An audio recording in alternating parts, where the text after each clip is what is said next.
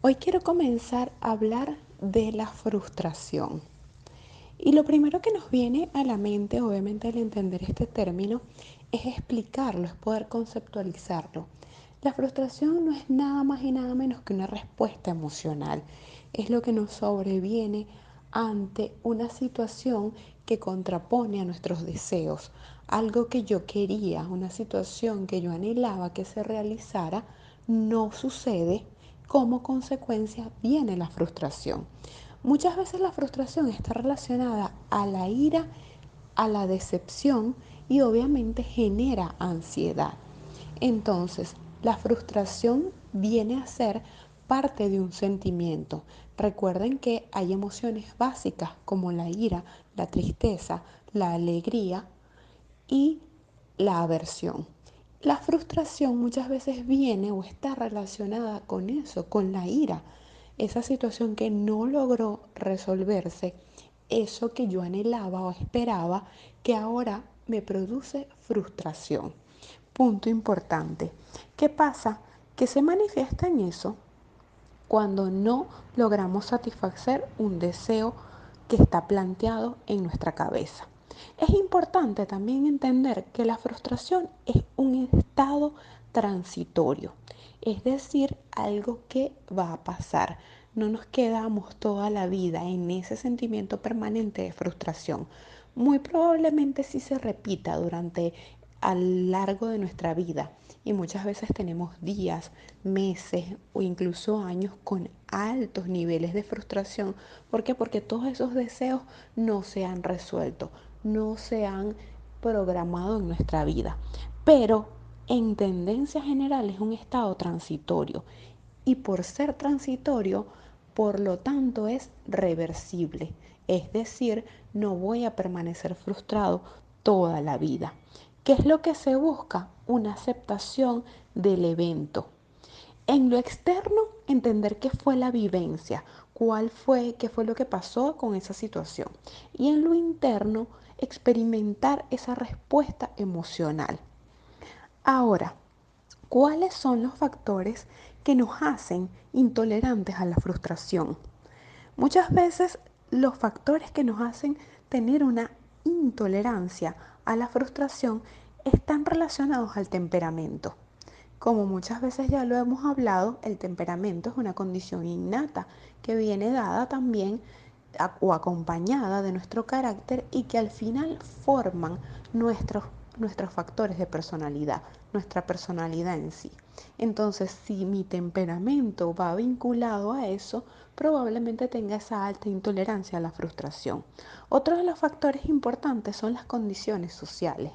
Hay eventos o hay entornos que no favorecen a que yo pueda tener una tolerancia de buen nivel hacia la frustración.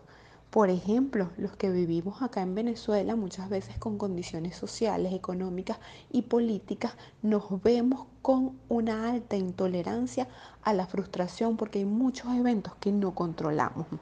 Otro de los factores importantes que nos hacen intolerantes a la frustración muchas veces está en la dificultad de expresar la emoción. Esa expresión emocional muchas veces no nos permite hablar. Son muchísimos los casos que en consulta constantemente se nos vienen porque no saben esa expresión. Cuando nosotros hacemos la terapia grupal, muchas veces a todos nuestros participantes se les hace difícil ponerle un nombre a lo que yo estoy sintiendo. Y obviamente esto me genera frustración. ¿Por qué? Porque no logro identificar conscientemente qué es lo que estoy sintiendo, pensando e incluso haciendo. Otro de los factores importantes que llevan a una persona a la alta intolerancia a la frustración es el poco autocontrol. Como decía en el punto anterior, viene de un no saber identificar las emociones y al no saberlas identificar adecuadamente, obviamente no podemos controlar muchas de estas cosas. Entonces esto es súper importante entenderlo y manifestarlo. Ahora, hay una serie de parámetros que quería establecer hoy en este foro chat que ¿de dónde viene esa alta intolerancia a la frustración? Hay muchas teorías que hablan de que en nuestra infancia pudimos tener una alta sobreprotección y eso evitó que nos frustráramos de niños. Aquellas personas que constantemente fueron sobreprotegidas o que se les dio todo lo que querían y no se les permitió el sentir la frustración. Hoy en día entendemos desde el punto de vista psicológico que para un niño es importante muchas veces el obtener un no como respuesta. Quizás a nosotros de niños no se nos dio eso. Se nos dio muchas veces y en muchos casos la posibilidad de acceder a todo. Y eso hace que hoy como adultos muchas personas tengan esta alta intolerancia a la frustración. Otra cosa es que se les dio demasiada exigencia, que es el otro extremo. Entonces, cuando venía cualquier frustración, los niveles de exigencia de estas personas que le establecían sus padres se iban por encima de todo y no les permitían manejar de manera consciente y de manera racional el entender que es válido un fracaso, es válida una frustración. Al final es importante entender muchas cosas, pero hoy como adultos, si ya de niños no te lo permitieron, no te permitieron esa adecuada frustración y tú hoy en día tienes hijos, date cuenta que es importantísimo muchas veces recibir un no o bajar los niveles de exigencia. ¿Por qué? Porque como adultos desarrollamos entonces a futuro una alta intolerancia a la frustración. Las sugerencias finales para este foro chat creo que son el punto más importante de todo. ¿Por qué? Porque cómo entonces empezamos a manejar esa adecuada tolerancia que debemos llevar hacia ese sentimiento que viene desencadenado de la ira. Lo primero es poder distinguir entre cuáles son tus deseos y tus necesidades. Muchas veces la frustración viene porque nos formamos una idea y un deseo de lo que yo quiero. Yo quiero tal marca de carro, yo quiero tal condición social, yo quiero tal cantidad de dinero, remuneración dentro de mi trabajo. Y está bien, es bueno tener ambiciones, pero eso es un deseo. Realmente es poder distinguir ese deseo con lo que realmente necesito para estar bien. Eso nos va a bajar la intolerancia a la frustración. Otro punto muy importante es poder controlar tus impulsos. No te dejes llevar por la primera emoción y por lo primero que se te venga a la cabeza con respecto a esto. Para hacerte mucho más tolerante a la frustración es necesario que tengas ese conocimiento emocional y no dejarte llevar, poder controlar esos impulsos. Otro punto súper importante es que podamos ser conscientes de que muchas veces el dolor o el fracaso tienen mucho de imaginario. Es decir, elevamos altas expectativas sobre lo que queremos a nivel familiar, social, a nivel de relaciones de pareja. Y al final es súper importante que podamos relativizar todas estas condiciones. ¿Por qué? Porque no es que minimicemos lo emocional.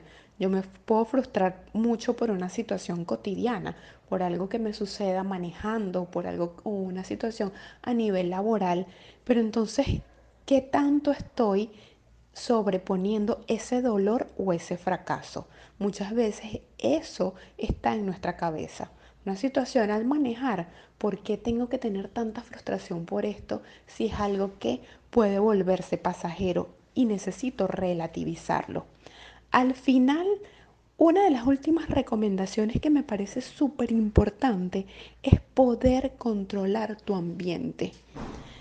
Es importante entender que solo controlamos pensamientos, emociones y acciones de nosotros mismos, pero no controlamos lo que sucede alrededor.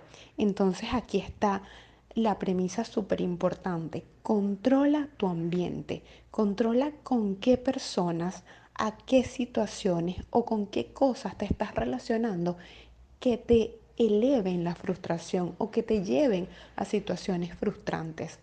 Siempre en nuestras consultas psicológicas o en las terapias grupales hablamos acerca de esto. No controlamos lo de los demás, pero sí controlamos nuestra actitud y nuestra reacción ante esas situaciones.